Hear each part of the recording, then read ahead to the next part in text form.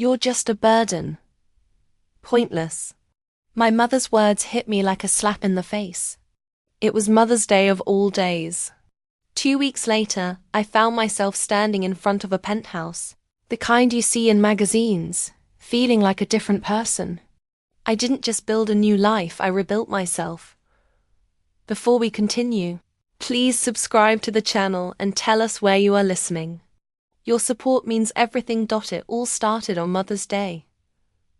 The one day of the year, when the world supposedly celebrates mothers, when we're supposed to reflect on all they've done for us. I should have been brimming with gratitude. Instead, I was dreading the phone call. I wasn't the best at keeping in touch with my mum. We had a strained relationship, but I tried. I really did. When you grow up feeling like you're constantly being judged, it's hard to just pick up the phone and pretend everything's okay. This Mother's Day was no different. I called her in the morning, like I always did, but there was something about her tone that felt off from the start. "Hey, Mom. Happy Mother's Day," I said, trying to sound cheerful, despite the knot in my stomach. "Thanks, sweetie," she replied, her voice tight, like she was holding something back. "How's everything going with you?" I paused for a second. I wasn't sure if I wanted to share how much of a mess I felt like. "It's going fine. Work's been crazy. You know how it is." She hummed. There was a long silence. "I think you should know that. Well, you're just wasting your time, aren't you?"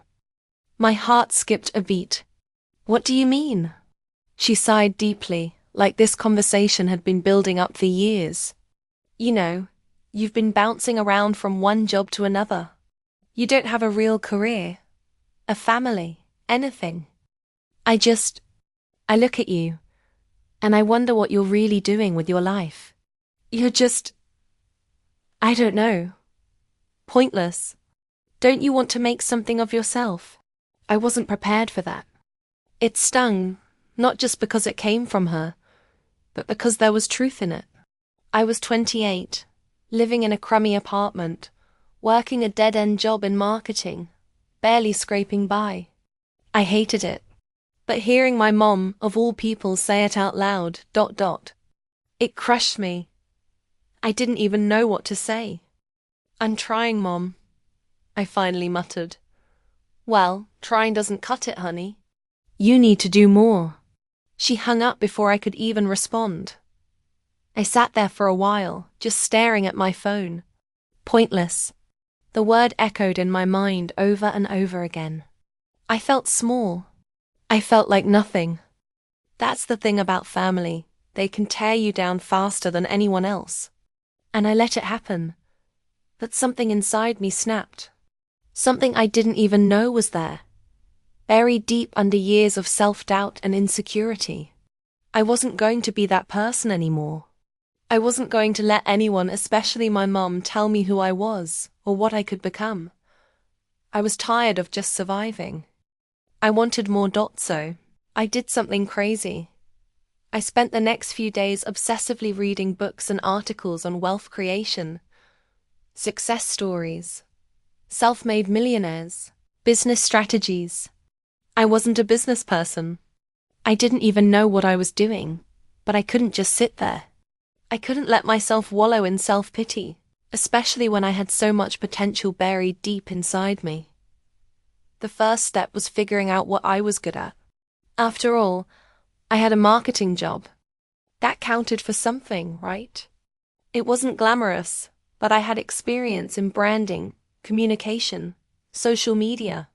And most importantly, I knew how to sell. But how could I turn that into something that would make me money, real money? I came across an idea that completely clicked with me. Digital marketing. Specifically, helping small businesses scale with social media ads.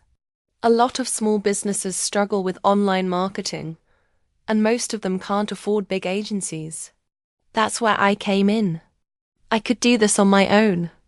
I had the skills. I had no savings, no investors, and no safety net. But I had desperation, And sometimes that's all you need. I reached out to a few local businesses, coffee shops, gyms, small boutiques, and pitched them my services. I offered a free consultation, a plan to boost their social media presence and increase sales. I was nervous as hell, but I pushed forward, one pitch after another. I'm not going to lie. The first few days were brutal. I got rejected more times than I care to admit. Some of them didn't even respond. But then, finally, I landed my first paying client. It wasn't much, just $500 for a month's worth of work, but it was a start. That one small win was all I needed. I threw myself into the work, and the results were immediate.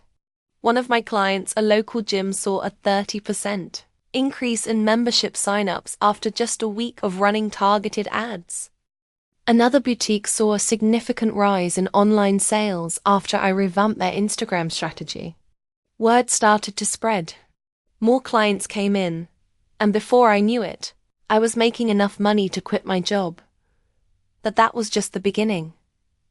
I hired a couple of freelance graphic designers and copywriters, people I knew from my old job, and started building a team. We were small, but we were fierce.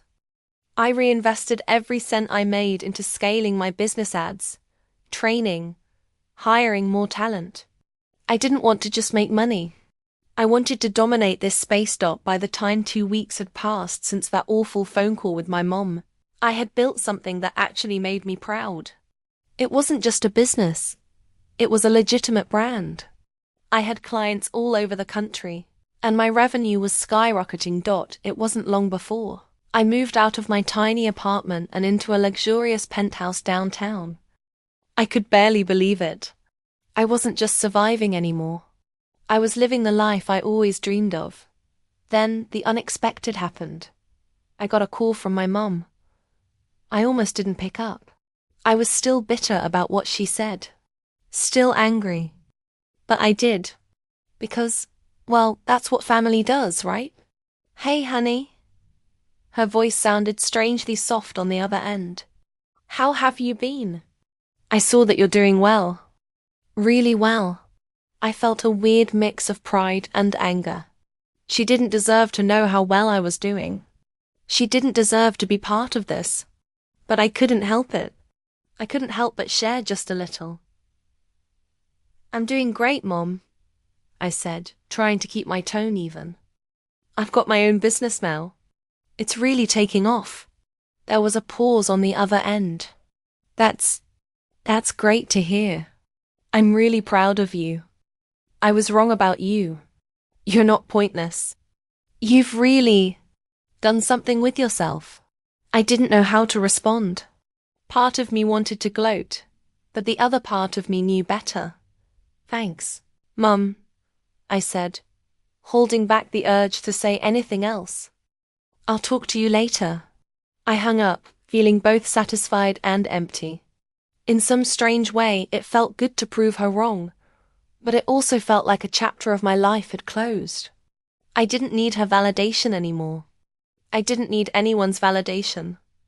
I had built a life of power and luxury on my own terms, and I wasn't going to let anyone, especially her, take that away from me.